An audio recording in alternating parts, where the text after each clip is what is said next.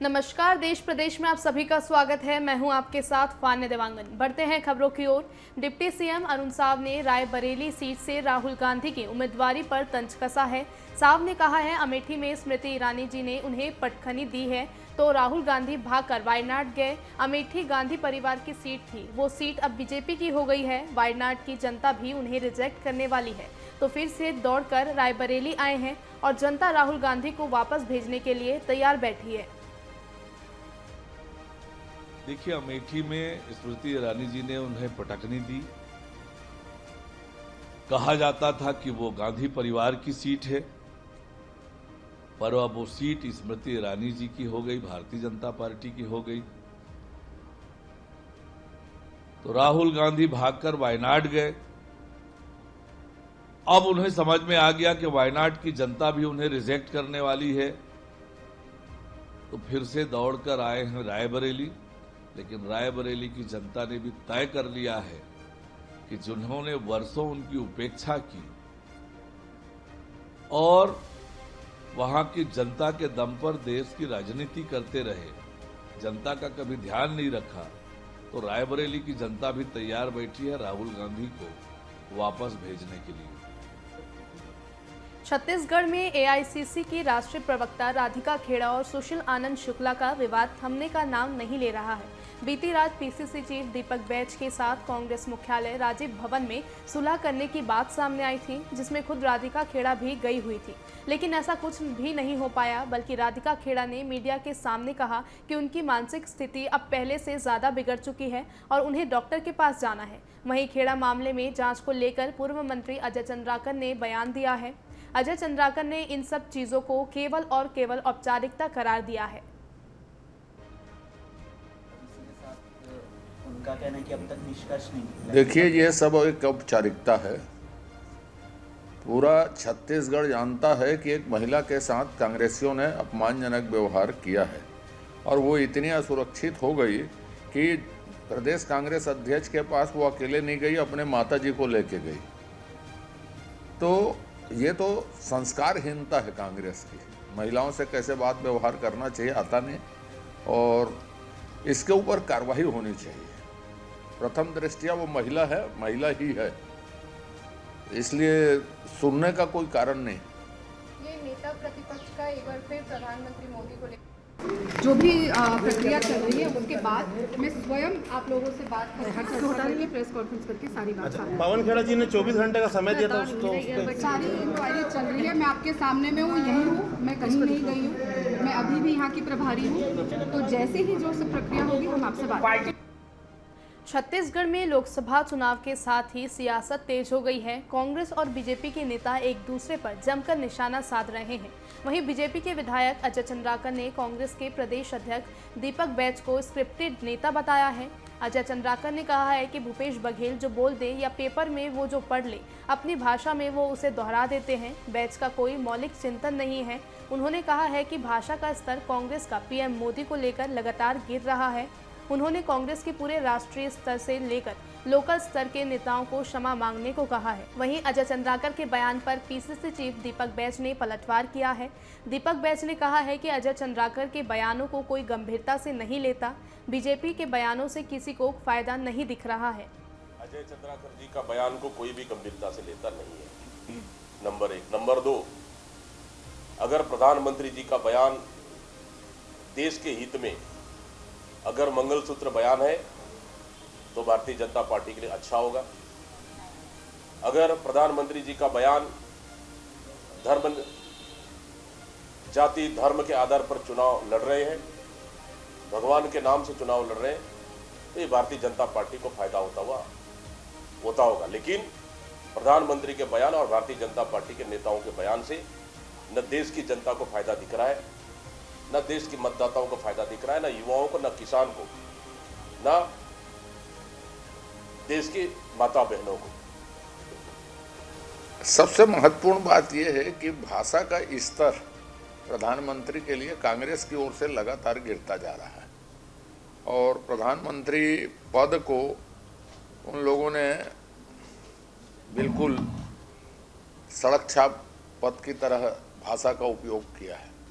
और कांग्रेस की ये भाषा अक्षम्य है और कांग्रेस के पूरे राष्ट्रीय स्तर से लेकर लोकल स्तर के नेताओं को क्षमा मांगनी चाहिए, इस भाषा के लिए खेद प्रकट करना चाहिए। रहा सवाल दीपक बैज जी का, तो वो स्क्रिप्टेड लीडर है। भूपेश बघेल जी जो बोल दें या पेपर में जो पढ़ लें उसको वो दोहरा देते हैं अपनी भाषा में, उसका कोई मौलिक चिंतन नहीं है, इसलिए उसके बात को नोटिस लेने की जरूरत नहीं। कांग्रेस के राष्ट्रीय प्रवक्ता आलोक शर्मा छत्तीसगढ़ के दौरे पर हैं, जहां उन्होंने राजधानी रायपुर के कांग्रेस मुख्यालय में प्रेस वार्ता को संबोधित किया। इस दौरान उन्होंने कांग्रेस की मैनिफेस्टो से लेकर बीजेपी के 10 वर्ष के कार्यकाल पर तीखे हमले बोले हैं। छत्तीसगढ़ में भाजपा नेताओं के दौरे पर भी जमकर हमला बोला है। ये तमाम नेता सिर्फ और सिर्फ अपने देश को बदनाम कर रहे हैं। शर्मा ने छत्तीसगढ़ सरकार पर कोई भी वादा पूरा नहीं करने को लेकर भी तंज कसा है। इसी प्रदेश में 9 में से 7 सांसदों के टिकट काटकर बीजेपी ने सबसे पहले तो हार मान ही ली थी कि इन सांसदों ने छत्तीसगढ़ की आवाज संसद में नहीं उठाई, और संसद के लोग और दिल्ली के लोग सोचते थे कि शायद ये सांसद अपने क्षेत्र में काम करते होंगे, लेकिन टिकट काटने के बाद बीजेपी ने सिद्ध कर दिया कि वो छत्तीसगढ़ से लेकर संसद तक नकारा और निकम्मे थे, इसलिए उनका टिकट काटा गया। कांग्रेस के राष्ट्रीय प्रवक्ता राधिका खेड़ा और कांग्रेस संचार विभाग के अध्यक्ष सुशील आनंद शुक्ला के बीच हुए विवाद को लेकर कांग्रेस के बड़े नेताओं के साथ सुलह करने की बात सामने आ रही है, लेकिन सियासती जंग अभी भी जारी है। इससे पहले भी कैबिनेट मंत्री केदार कश्यप इस मामले को लेकर कांग्रेस ऊपर तंज कस चुके हैं। वहीं बीजेपी सरकार न्याय दिलाने की बात कह रही है। इसी बीच पीसीसी चीफ दीपक बैज ने मंत्री केदार कश्यप के बयान पर पलटवार करते हुए कहा है, यह कांग्रेस का आपसी मामला है। राधिका खेड़ा जो कि राष्ट्रीय प्रवक्ता है कांग्रेस पार्टी की, और जिस तरीके से उनके साथ में घटनाक्रम हुआ अत्यंत निंदनीय है। हमने उनके चित्कार को सुना, जिस तरीके से वो फोन से अपने शीर्ष नेतृत्व को बता रही। भारतीय जनता पार्टी की सरकार छत्तीसगढ़ में है, जो महिलाओं के लिए कानून को पूरी तरीके से स्थापित करती है। राधिका खेड़ा छत्तीसगढ़ के किसी भी थाने में जाए और वहां जाकर के रिपोर्ट लिखवाए, भारतीय जनता पार्टी की सरकार उनके साथ में न्याय करेगी। देखिए, भारतीय जनता पार्टी न्याय दिलाना है तो पहले मणिपुर को जाके न्याय दिलाए, न्याय दिलाना है पहले कर्नाटक में जाके न्याय दिलाए। भारतीय जनता पार्टी पहले अपने गिरेबान में झांके, फिर दूसरी पे उंगली उठाए। कांग्रेस पार्टी घर का मामला है, हम घर में बैठ के सुलझाएंगे। भारतीय जनता पार्टी को मदद देने की आवश्यकता नहीं है। ये बीजेपी जो है, मैं मध्य प्रदेश के कांग्रेस अध्यक्ष जीतू पटवारी के बयान को लेकर उनके निवास पर भाजपा महिला मोर्चा ने प्रदर्शन किया। इस दौरान भाजपा की महिला नेत्रियों ने कई बैनर पोस्टर फाड़े थे, जिसको लेकर कांग्रेस ने आपत्ति जताते हुए अजाक थाने पर ज्ञापन दिया। इंदौर शहर महिला कांग्रेस अध्यक्ष सोनीला मिमरोड ने बताया कि प्रदर्शन के दौरान इन लोगों ने देवी देवताओं की तस्वीर लगे पोस्टर फाड़े हैं, उन्हें जमीन पर रौंदा गया है। यह हिंदू धर्म का अपमान है। मामले में कांग्रेस नेत्री ने भाजपाइयों पर सख्त कार्रवाई की मांग भी की है। विषय है भाजपा नेताओं द्वारा हमारे आराध्य भगवान श्री राम के चित्र को फाड़कर जमीन पर फेंककर उस पर नृत्य करने तथा असंसदीय भाषा के उच्चारण कर धार्मिक भावनाओं को आघात करने के विरुद्ध कानूनी कार्रवाई करने बाबत सूचना का माध्यम है विभिन्न इलेक्ट्रॉनिक्स चैनल एवं मोबाइल पर प्रसारित वीडियो समाचार एवं आसपास के सीसीटीवी फुटेज। महोदय, उपरोक्त विषय में निवेदन है कि मैं सुनीला मिमरोड हिंदू धर्म के अंतर्गत अनुसूचित जाति वर्ग से आती हूँ एवं वर्तमान में इंदौर शहर महिला कांग्रेस के अध्यक्ष हूँ तथा भगवान श्री राम की भक्त हूँ, जो हमारे आराध्य हैं। यहाँ की दिनांक 3/5/2024 समय दोपहर 3 से 4 बजे के लगभग कांग्रेस पार्टी के अध्यक्ष श्री जीतू पटवारी के विजलपुर स्थित निवास के बाहर भाजपा महिला सिरोंज तहसील के ग्राम नरखेड़ा में कुछ दबंगों द्वारा शासकीय तालाब पर कब्जा करने का मामला सामने आया है। भूमाफियाओं द्वारा उक्त तालाब में केमिकल का प्रयोग कर मछली पालन किया जा रहा है। बता दें कि ग्रामीणों का आरोप है कि इन लोगों ने तालाब के जल को पूरी तरह प्रदूषित कर दिया गया है। मामले को लेकर विश्व हिंदू परिषद, बजरंग दल सहित कई धार्मिक संगठनों ने विरोध भी जताया है। इसकी शिकायत स्थानीय प्रशासन के जिम्मेदार अधिकारियों को कर चुके हैं। इसके बाद भी अधिकारी मौन बैठे हैं। सीएम योगी आदित्यनाथ अशोकनगर पहुंचे हुए थे, जहां उन्होंने जनसभा को संबोधित करते हुए कहा, चारों ओर एक ही स्वर है कि फिर एक बार मोदी सरकार। और लोगों से पूछा जाता है तो लोग कहते हैं जो राम को लाए हैं हम उनको लाएंगे। जो संकल्प देश में देख रहा है वो अभूतपूर्व है। आज भारत एक नया भारत है। लेकिन मैं कह सकता हूं पूरे देश के अंदर जो आवाज है, दो ही स्वर गूंज रहे हैं। एक है चारों ओर एक ही स्वर है कि फिर एक बार मोदी सरकार का एक ही स्वर गूंज रहा है। और लोगों से पूछा जाता है कि क्यों मोदी सरकार क्यों चाहिए, तो लोग कहते हैं साहब विकास भी होगा, सब कुछ होगा। लेकिन उनके मन में एक ही बात है, उत्तर दक्षिण पूरब पश्चिम लोग एक ही बात कहते हैं और कह रहे हैं जो राम को लाए हैं हम उनको लाएंगे। मध्य प्रदेश के कांग्रेस अध्यक्ष जीतू पटवारी का भाजपा नेता इमरती देवी को लेकर दिए गए बयान पर शिकायत दर्ज की गई है। इस संबंध में ग्वालियर एएसपी ने कहा है कि इमरती देवी की लिखित शिकायत के बाद जीतू पटवारी की टिप्पणी पर संज्ञान लेते हुए उन पर मामला दर्ज कर लिया है। आपको बता दें कि जीतू पटवारी ने इमरती देवी पर अभद्र टिप्पणी कर दी थी, जिसके बाद मामले ने तूल पकड़ लिया है।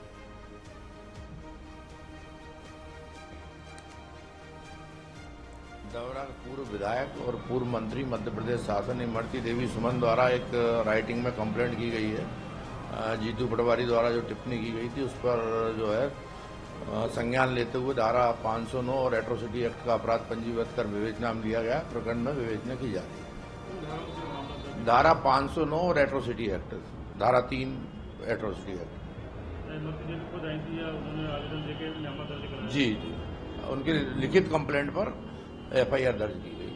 क्या कार्रवाई की जाएगी? प्रकरण में विवेचना की जाकर अग्रिम कार्रवाई की जाएगी। भिंड में लोकसभा चुनाव पर मध्य प्रदेश के सीएम मोहन यादव ने कहा कि लोगों के उत्साह से बहुत खुशी हो रही है। इतनी गर्मी में भी जनता में उत्साह और उमंग दिखाई दे रहा है। जनता का यही प्रेम भाजपा को निश्चित ही जीत की ओर आगे बढ़ा रहा है। माहौल देखकर लग रहा है कि भाजपा यहां अब तक के सभी रिकॉर्ड तोड़ेगी।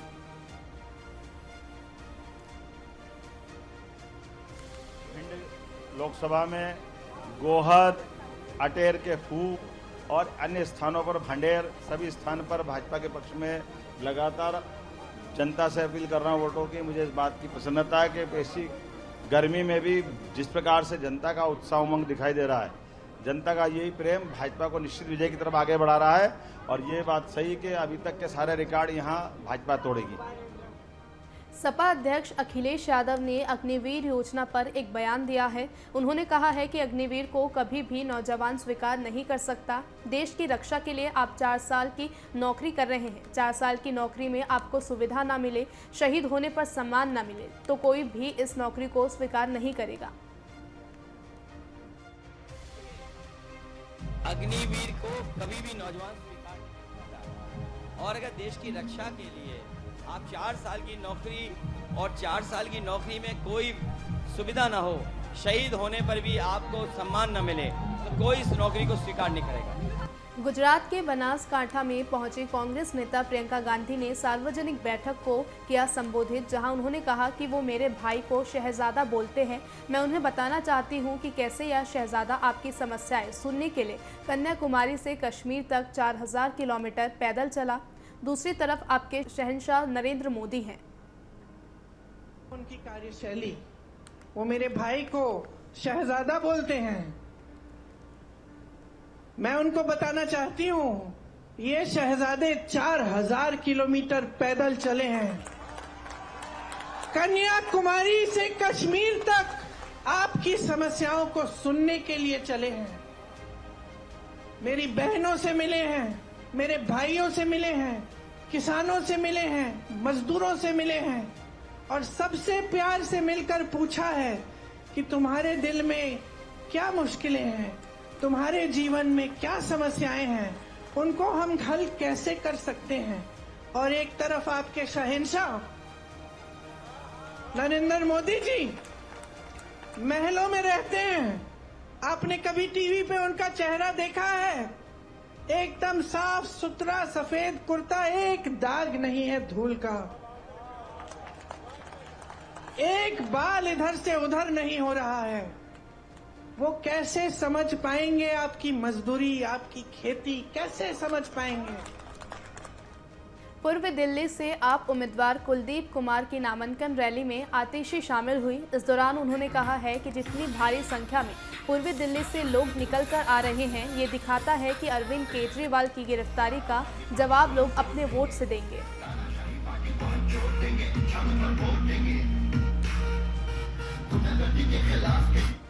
देखिए, जितनी भारी संख्या में दिल्ली के लोग निकल के आए हैं, पूर्वी दिल्ली के लोग निकल के आए हैं, ये दिखाता है कि अरविंद केजरीवाल जी की गिरफ्तारी का जवाब लोग अपने वोट से देंगे। उत्तराखंड के सीएम पुष्कर सिंह धामी ने राज्य के जंगल में आग की घटनाओं के संबंध में वर्चुअल समीक्षा बैठक की। वहीं उन्होंने कहा, हमारे लिए बहुत बड़ी चुनौती है। इस वर्ष भी वन अग्नि को लेकर जितने भी हमारे वरिष्ठ अधिकारी हैं, उनकी जिम्मेदारी तय है। वहीं 10 मई को केदारनाथ धाम के कपाट खुल रहे हैं। तेजी से 4 धाम यात्रा शुरू हो जाएगी, जिसके लिए भी तैयारियां की गई है।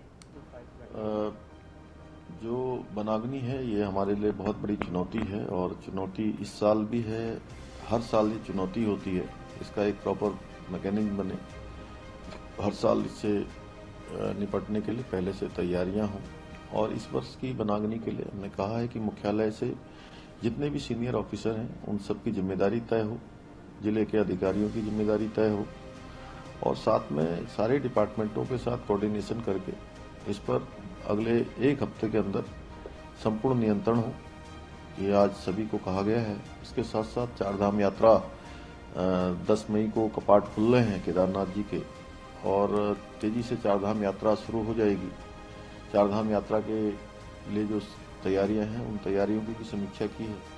केंद्रीय गृह मंत्री अमित शाह गोवा के मापुसा पहुंचे हुए थे, जहां उन्होंने सार्वजनिक रैली को संबोधित करते हुए कहा है कि नरेंद्र मोदी ने अनुच्छेद 370 को समाप्त कर दिया, जिसे इंडी गठबंधन 70 सालों तक अपने बच्चों के प्यार की तरह लाड प्यार करता रहा। जब मुरली मनोहर जोशी और नरेंद्र मोदी को लाल चौक पर राष्ट्रीय ध्वज फहराने के लिए भारतीय सेना की सुरक्षा लेनी पड़ती थी, अब हमारा राष्ट्रीय ध्वज शान से लहर रहा है। नरेंद्र मोदी जी ने जिस धारा 370 को ये इंडी अलायंस वालों ने 70 साल से अपने अनौरस बच्चे की तरह गोदी में खिलाया था, आपने दूसरी बार प्रधानमंत्री बनाया 5 अगस्त 2019 को। मोदी जी ने धारा 370 को समाप्त। इसी के साथ इस बुलेटिन में फिलहाल इतना ही। नमस्कार।